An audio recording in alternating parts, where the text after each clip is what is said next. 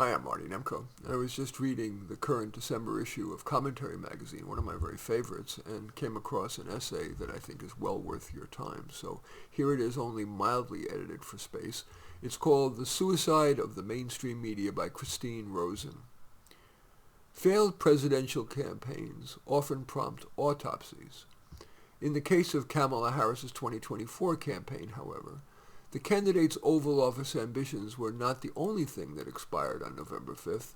So too did the long-standing role the mainstream news media play in political reporting. Since Donald Trump first won the presidency in 2016, and even more insistently since his loss in 2020 and the events of January 6, 2021, the media have made it their foremost duty to detail every one of Trump's real and perceived sins. They view him as a unique threat and see themselves as democracy's protectors, even though they began this crusade by compromising whatever moral standing they had enjoyed, namely with their assertion that Trump was an agent of Russia. Later, when Trump ran for re-election against Joe Biden, media outlets and social media platforms were happy to aid the Democratic candidate by censoring and suppressing the contents of compromising materials on a laptop owned by Biden's son Hunter, claiming, falsely, that the machine and or its contents had somehow been manufactured by Russia. Once Trump lost to Biden, the press eagerly and with partisan zeal cheerleaded for the lawfare waged by the Biden administration and other Democrats against Trump, which led to the FBI raid of his home in Florida, years of legal proceedings, and eventually a felony conviction in New York at the hands of a highly partisan district attorney.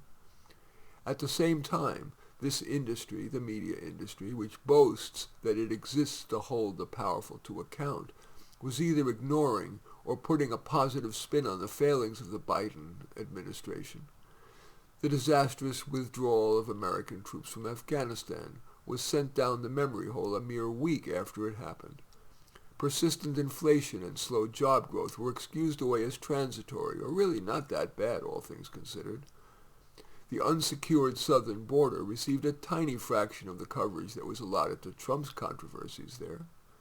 Executive orders that eliminated protections for women and girls in sports by allowing men to compete on women's teams were either outright celebrated or dismissed as a matter affecting just a tiny number of people. And most remarkable, the clear physical and cognitive decline of the commander-in-chief was a topic seemingly deemed too unpleasant to cover. This last failure was perhaps the media's most glaring sin of omission, because even the strenuous efforts of the administration to keep Biden from public view and to control his appearance, which included giving Biden cue cards with pictures of reporters and scripted answers to their pre-screened questions on the rare occasions he made himself available to a compliant press, the American people could see that Biden was not up to the job of running the country. Americans who questioned why Biden spent an unusually large amount of time relaxing at his beach house in Delaware, or who posted images on social media of the president stumbling or appearing confused, were said to have been gulled into pushing right-wing conspiracy theories or distributing, quote, cheap fakes and spreading disinformation. When Biden announced he would run for re-election in 2024, media figures fell into line. They parroted White House claims, including many made by Vice President Kamala Harris, that Biden was hale, hearty, and ready to take on Trump again. It's not clear how many were willingly gaslighting themselves or were deliberately misleading the public about the president's condition. But it is fair to say many clearly believed that, with Trump running again, the stakes were too high and that even an aged and cognitively diminished Democrat was more appealing than a repeat performance in the Oval Office by the Donald. Then in late June, the first presidential debate occurred, and Biden's decline could no longer be hidden or explained away. A genuinely adversarial press would have questioned its own behavior in failing to report on this fact, and would have fully and fairly investigated the murky process whereby Biden was then forced off the ticket and replaced by Kamala Harris, who had never received a single vote from a Democratic primary voter.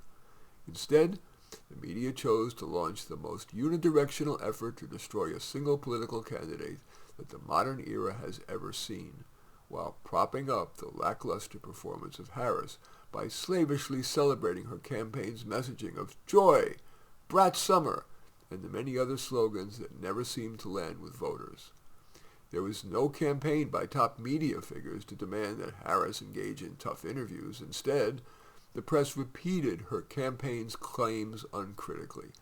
The media-enabled vibes election quickly devolved into one permeated by smug assurance, perhaps best captured by the campaign signs seen in upper-income blue areas of the country where members of the media elite live and work. Harris waltz? Obviously.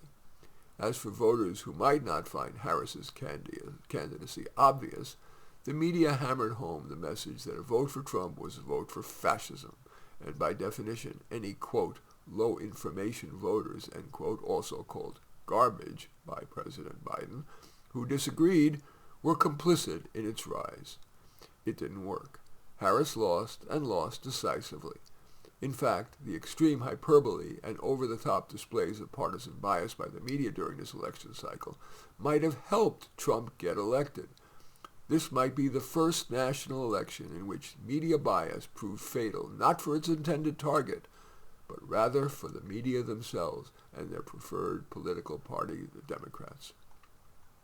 Unable to identify their own liabilities, they suffocated inside their own partisan bubble.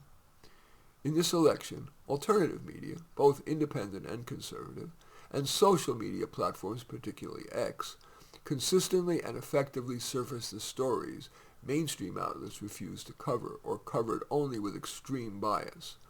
They reminded voters, who get a significant proportion of their news from social media, of the Biden-Harris administration's dismal record, and candidate Harris's unwillingness to answer basic questions about what she planned to do as president. On certain key issues, such as gender transitions of children, the persistence of these stories eventually required even the mainstream media to respond with accounts of their own, many of which ended up confirming the reporting of these smaller outlets. Republicans proved in 2024 that they can win against a media that was not merely biased, but fully weaponized against one candidate and one party. That in itself was not new. Richard Nixon and Ronald Reagan were the subjects of vicious press treatment in their day, yet won colossal landslides. But this year did feature something new, thanks to the many people, not all Republicans, who acted on the insult masquerading as advice often hurled at critics of mainstream reporting. You don't like our media? Go build your own. They did. Substacks like the Free Press, websites like the Washington Free Beacon, podcasters like Joe Rogan and Theo Vaughn, YouTube stars like the Nelk Boys, and even entertainment leaders like Dana White of Ultimate Fighting Championship amplified stories that the mainstream media ignored. They provided hugely popular platforms where Trump and his running mate J.D. Vance could engage directly with voters. These stories and appearances were shared widely on X, whose owner, Elon Musk, a Trump supporter, vowed to make a place that no longer censors information inconvenient to one political party or the other. Social media accounts with large followings repeatedly shared Biden's gaffes and Harris's meandering and nonsensical answers to straightforward questions, and any video clip of VP nominee Tim Walz cartwheeling around a stage was itself an antic form of social service, filling the deliberate void created by the mainstream media. To be sure, a less partisan media environment likely would have eroded Harris's support even more by exposing her unpopular views, and the success of alternative media in this election applies only to political news. Outside political journalism, the mainstream media's eagerness and relentlessness in pursuing misleading narratives in the face of fact, as outlets such as the New York Times and Washington Post have done post-October 7th in their reporting on Israel and its enemies, continue to have negative impact on the public's ability to understand what is going on in the Middle East. Judging by the mainstream media's behavior in the immediate aftermath of Trump's victory, they've learned little. One New York Times headline read, "America hires a strongman," followed by the subtitle, "This was a conquering of the nation, not by force, but with a permission slip. Now America stands on the precipice of an authoritarian style of governance never before seen in its 248-year history," end quote. that these pieces of display type could be written after 2020 and 2021, years when state governments across the country literally locked the doors to churches and schools and arrested people for going to the beach, while the federal government rewrote eviction law without congressional oversight, is stunning. The peddling of the analogy to dictatorships past was everywhere. David Haskell, editor-in-chief of New York Magazine, issued a letter to the subscribers that began, quote, "A frightening world to wake up to, and a morning swirling with disappointment, fear, anger, alienation," and he assured readers, since he is apparently clairvoyant, that when it comes to Trump, quote, "we will not shy from covering the havoc, damage, and cruelty he will surely cause," end quote.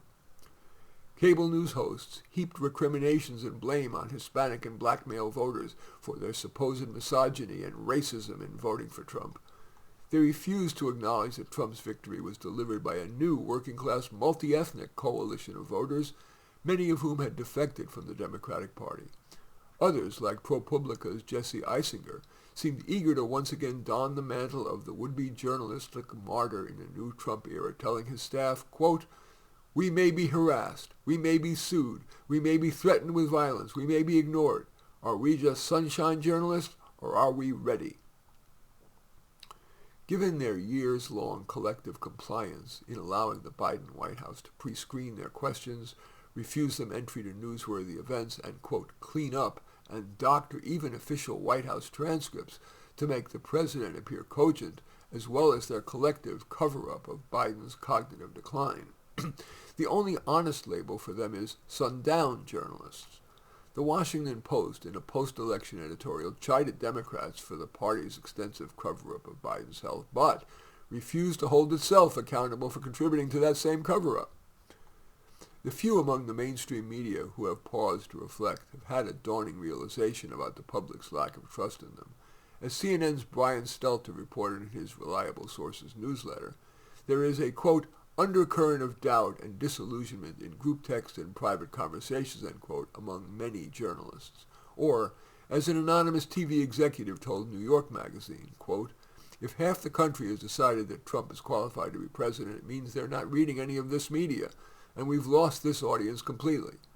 A Trump victory means mainstream media is dead in its current form," end quote. Alas, this reflection is unlikely to prompt meaningful reform by the mainstream media itself, but as an epitaph on the political journalism of the recent past, it is an indisputable truth.